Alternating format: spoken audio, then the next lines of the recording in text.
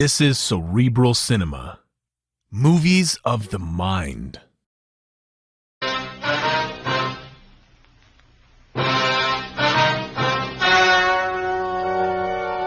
story you are about to hear is true. Only the names have been changed to protect the innocent.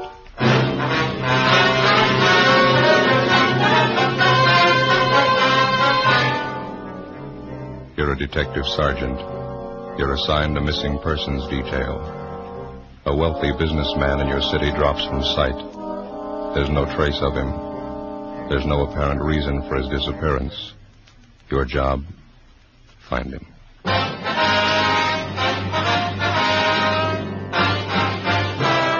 Dragnet, the documented drama of an actual crime. For the next 30 minutes, in cooperation with the Los Angeles Police Department, you will travel step by step on the side of the law through an actual case transcribed from official police files. From beginning to end, from crime to punishment, Dragnet is the story of your police force in action. It was Saturday, February 6th. It was foggy in Los Angeles. We were working the day watch out of missing persons. My partner's Ben Romero. The boss is Thad Brown, chief of detectives. My name's Friday. I was on the way back from communications, and it was 8:15 a.m. when I got to room 67A. Missing persons. Hello, Joe. Oh, hi, Vance. How you coming on the Jarrett case? Oh, nothing. It's a dead end so far. Yeah, it's a tough one. Joe? Yeah, Ben. Just got a call from Evans, Harbor Division. They found Jarrett's car.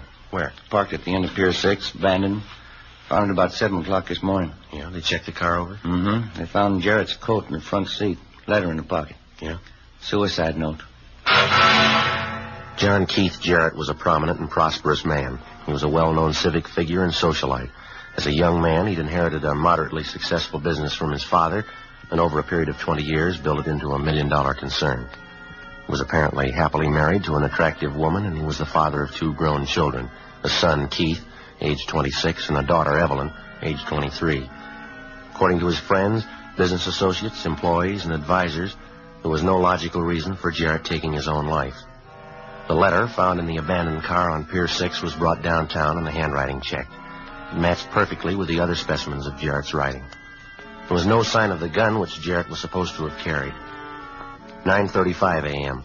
Ben and I drove down to San Pedro, boarded police boat number 1, and joined with officers Brett, Hanby, and Tretter in a 2-hour search of the area around Pier 6. We found nothing. 11:40 a.m.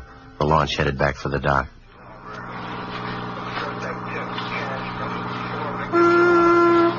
I can't make it out. Not a trace. Well, it might take a little time. Pretty fair chance that the tide swept the body out of the area. It'd still turn up. This fog's not helping much. Yeah. Maybe I'm just ornery this morning, Joe. I sure can't buy this thing the way it stands. I'll put in with you there. Jarrett disappears Thursday night after work. His car doesn't turn up till this morning. He made up his mind to jump off the pier. Why'd he stall around an extra day and a half?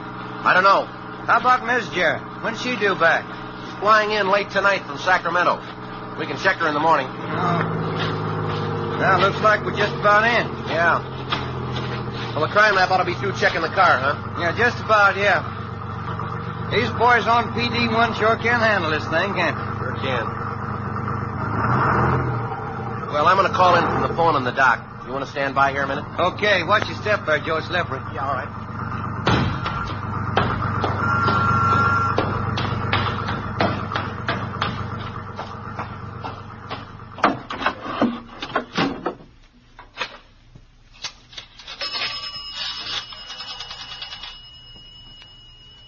Michigan 5211, please. All right. Crime lab, please. Hi, Lee. Joe Friday. Did you look over that car? Mm-hmm. Where? Oh. Yeah, we'll check with you. Right, thanks.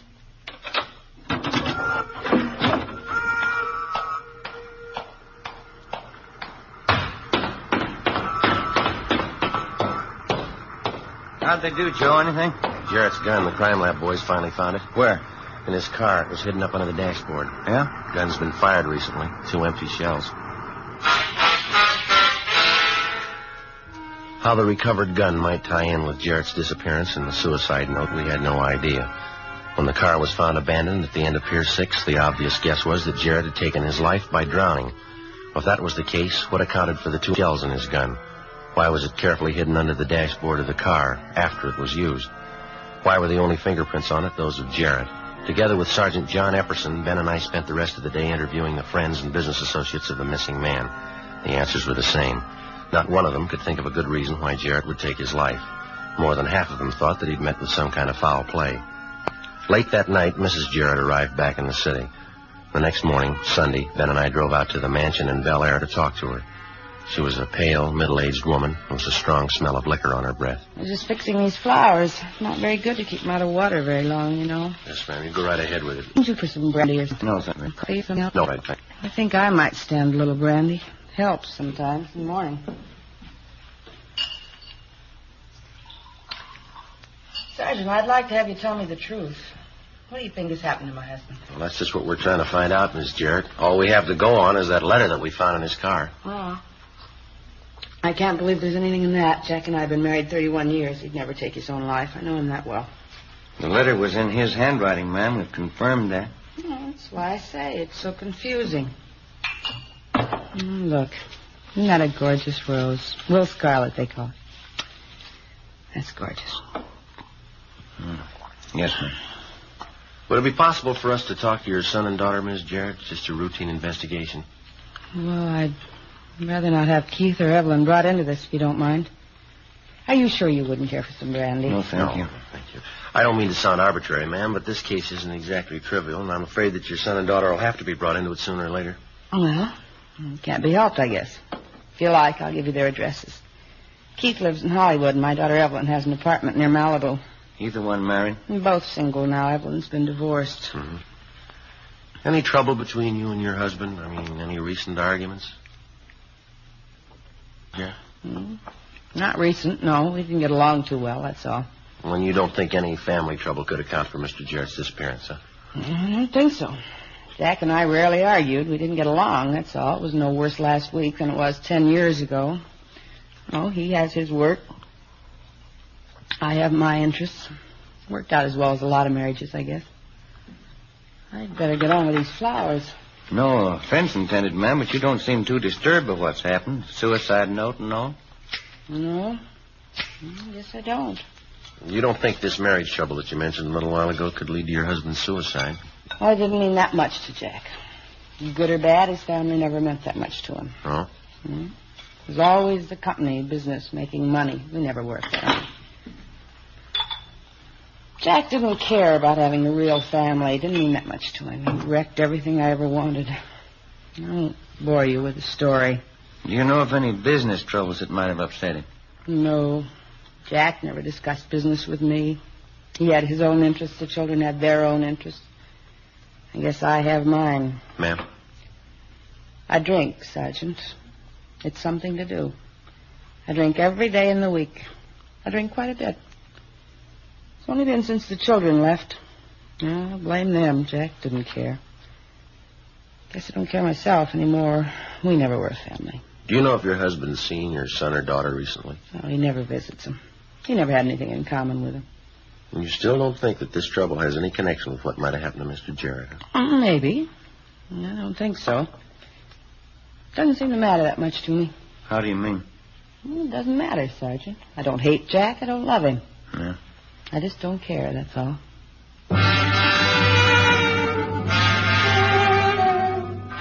Before we left the Bel Air mansion, we got the addresses of the son and daughter and showed over Miss Jarrett's room. No leads. 1 p.m., Ben and I drove down to Malibu to interview the daughter, Evelyn Jarrett.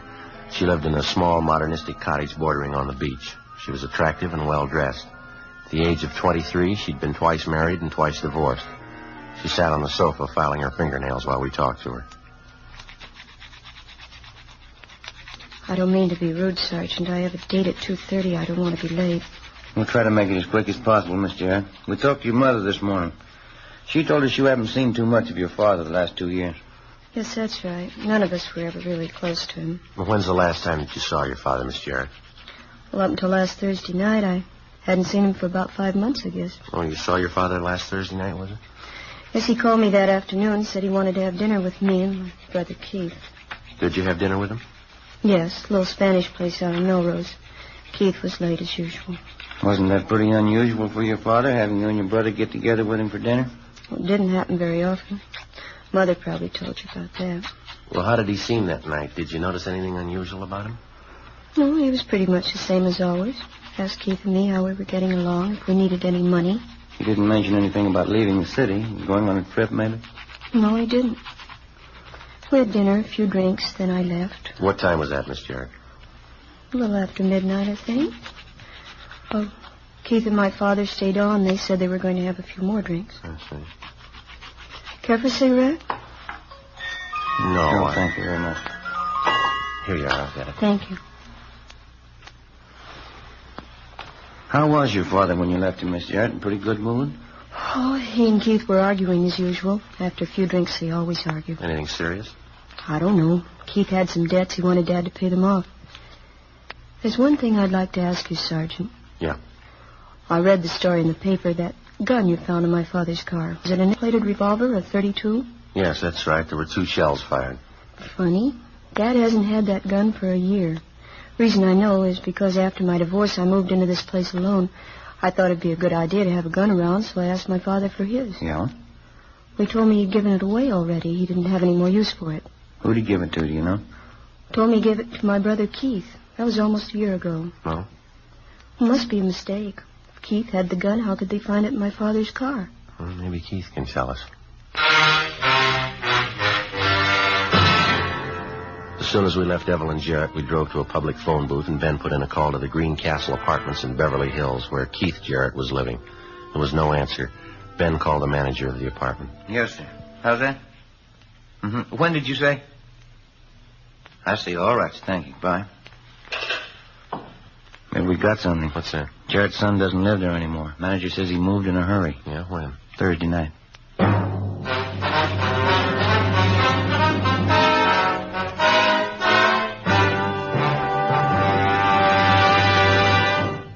You are listening to Dragnet. Sunday, February 7th, 4 p.m. Ben and I drove to the apartment vacated by Keith Jarrett and checked it over. No leads. We called Mrs. Jarrett and her daughter Evelyn. They had no idea of Keith's whereabouts. Mrs. Jarrett suggested that we call a fashionable tennis club out in Hollywood to which their son belonged. There they told us that Keith Jarrett was scheduled to play in a tournament match on their courts the following morning. Monday, February 8th, 10:30 a.m. We checked in at the tennis club.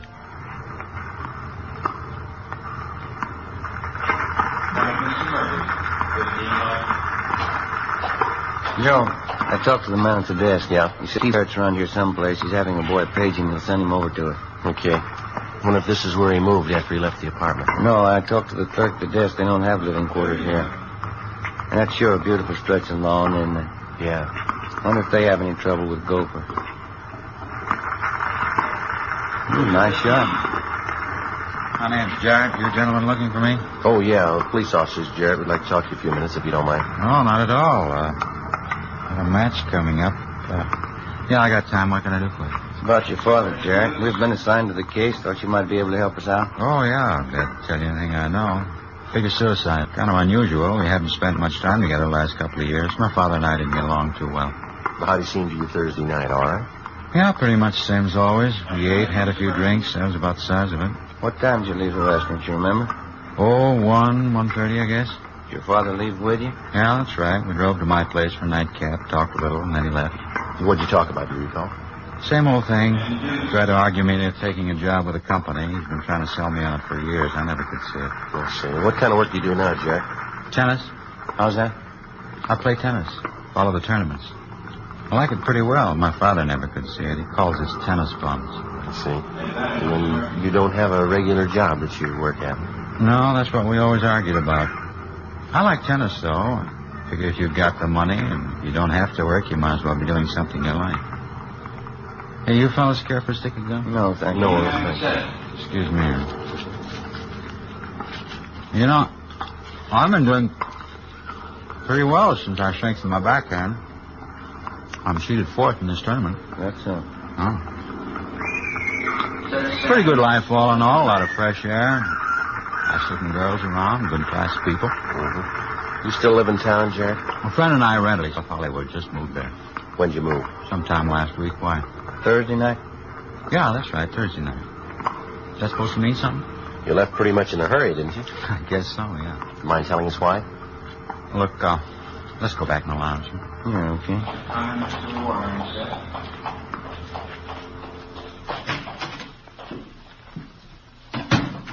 A little more privacy. No use advertising it. What's that? I got quite a few bills around town that need paying. Tried to get my father to cover them when I saw him Thursday night. He turned me down, so I figured the best thing to do was move. I'd lose some of the bill collectors for a while, anyway. Mm-hmm. Do you usually notify your family when you move? Well, I was going to let them know. I haven't gotten around to it yet. I don't think I get it, all these questions. Just routine, Jarrett. We understand that your father gave you a gun about a year ago, a .32 revolver, nickel-plated. Yeah, that's right. Well, if you had the gun, how come it was found in your father's car? Because he asked me for it back. Oh, it must have been 6 weeks ago. You say why he wanted it back? No, I didn't ask him. I dropped it off one day when I was going by his office. You can check with his secretary, Mr. Butler. Say, fellas, if you don't mind, I better run. I got that doubles match coming up. Just one more question, Jarrett. Can you think of a good reason why your father'd want to take his own life? Just one. Yeah? You met my mother?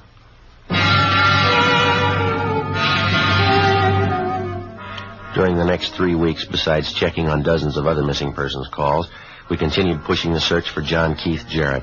One by one, we eliminated the possibilities. Jarrett's personal physician told us that after a recent examination, he considered his patient to be in sound physical and mental health. We rechecked Jarrett's business rating. His company was in excellent financial condition. His bank statements were gone over. Nothing showed there. We talked to Jarrett's lawyer. He could think of nothing to account for his client's disappearance or possible suicide.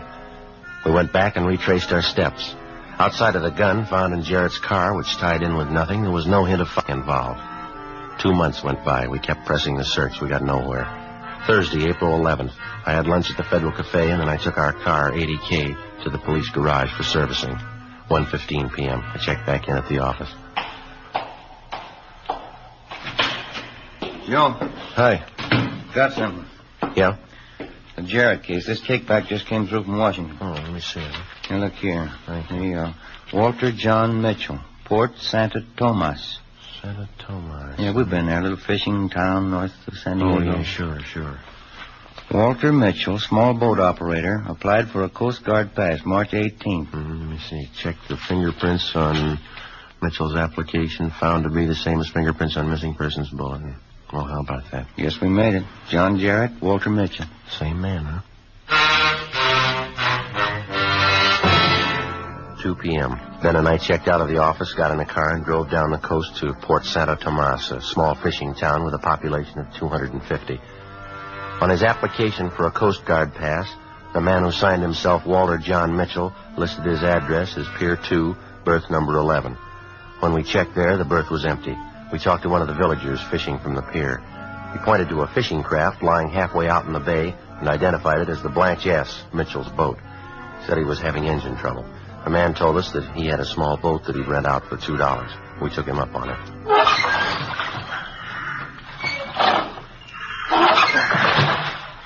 Sure hot down here. Think I'll get rid of this coat. Yeah, it's a good idea. Yep. I'll give you a hand there. Thanks. Okay. Oh, it's sure a long pull.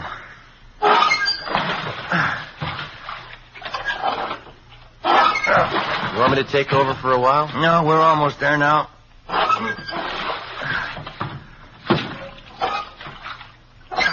Yeah, easy now. We're coming alongside you. Yeah, all right. That ought to do it.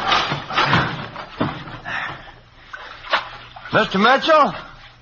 Walter Mitchell? Yeah, coming. What is it? Police officer, sir. I'd like to talk to you if you have a minute. Oh, all right. Come on aboard.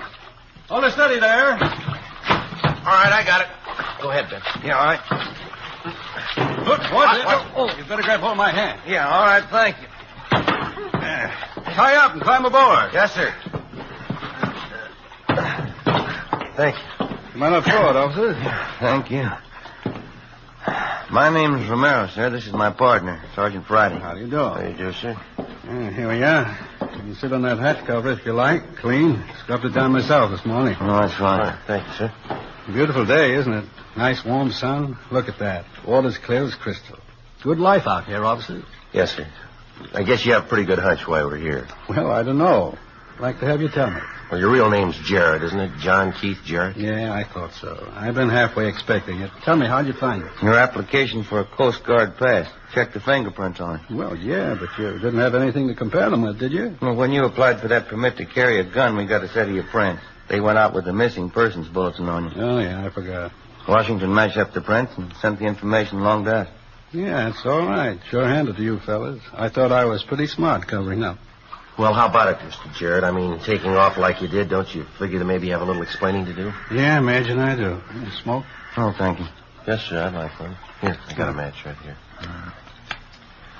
Well, there's no need to tell you. You've had a lot of people worrying over you. I don't think there are too many. My secretary, maybe, right? Well, yes, sir. Look, I realize you men know your business. I know I don't have to remind you, but I just like to make it clear. What's that? I know a little bit of the law, and I want you to understand this. If you should tell anyone where I am, I'd consider it an invasion of my personal rights, okay? Any way you want it. Maybe you can't figure out my disappearing the way I did, but I think you know that legally I've done nothing wrong. I've respected the rights of the law, and now I want the law to respect my rights. Yes, sir, it's fine with us, Mr. Jarrett. There's just one thing. Yes, sir? We've chased down quite a few blind alleys on this thing. That false suicide that you staged, the gun, the letter. Do you think that maybe that earns us an explanation? I'm sorry about the legwork, believe me. You can hear the story if you want to, short version or long. Which one? Any way you want to tell it. Uh-huh. You met my family, have you? Yeah, we have. My wife? Yes, sir. My son, Keith? Yeah. My daughter? Yes, sir. Well, you know what they're like. My wife's been an alcoholic for 8 years. Why be polite? She's a drunk. My son's a tennis bum. There's no other word for that. My daughter? Yes, sir. You know it as well as I do. 2 divorces, different boyfriend every week. She might as well be walking the street. I worked hard for my family, Sergeant. I was proud of them once. What would you do if they turned out the way they have? I don't think I could say, Mr. Jarrett. I don't know your family that well. There's a good reason you don't, Sergeant. I paid a lot of money to keep them off the front page. One jam after another. Scandal, 10 years of it. Covering up for them. I got tired of it. Dead tired. Maybe I'm just getting old. You men care for a cold bottle of beer? No, thank you, sir. Well, there's nothing more to tell, officers. I worked most of my life for my family. I've had 3 vacations in 20 years. I tried to do everything I could for them. They're rotting apart, Sergeant, all 3 of them. I didn't want to stand around and watch them rot. That's why I left. I see. They each have their own trust fund. They'll be taken care of. Yes, sir. Well, I guess it's none of my business, Mr. Jarrett, but do you think that you might have been to blame, maybe? Your children, I mean? I don't know. Maybe. If I made the mistakes, I guess I'll pay for them. Not much from changing your life when you're 52 years old. Gets lonely sometimes. Pretty lonely. Well, what are you going to do now, do you know? Ooh, sail around, I guess. Take the Blanchesse down to Mexico, all around, do some fishing. It's lonely sometimes. I'll get used to it. Say, you men wouldn't like to stay on board for dinner, would you? I'm even learning to cook. No, thank you, Mr. Jarrett. Guess we better start getting back, huh, Joe? Yeah, yes, we have. Well, thanks very much for dropping by, officers. Sorry about that extra legwork I caused you. Oh, here. What's this? $2 for the rent of the rope. Glad I met you, Jarrett. Good to you. Same to you, Friday. Goodbye. Bye, sir. Mr. Jarrett. Watch your step there, now. Yes. Yeah, we got it all right, I think. Okay, Joe, come ahead. All right. Passed off your line, boy. Okay, thanks, Mr. Mitchell. Goodbye. Goodbye. Good luck, gentlemen. Good luck to you.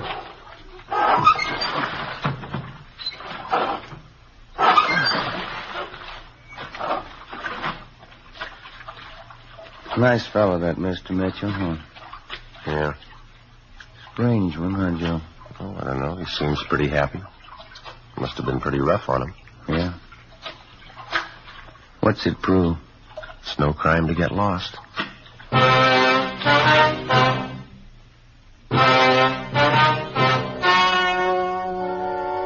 The story you have just heard was true. Only the names were changed to protect the innocent. On April 19th, a final report was filed by officers investigating the disappearance of John Keith Jarrett. In a moment, the results of that report.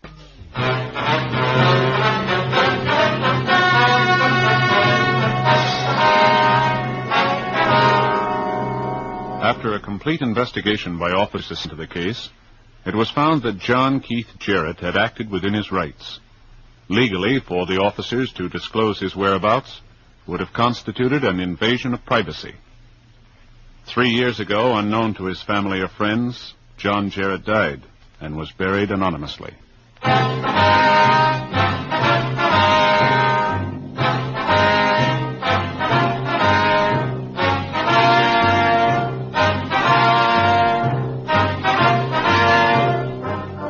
You have just heard Dragnet, a series of authentic cases from official files. Technical advice for Dragnet comes from the Office of Chief of Police W.H. Parker, Los Angeles Police Department.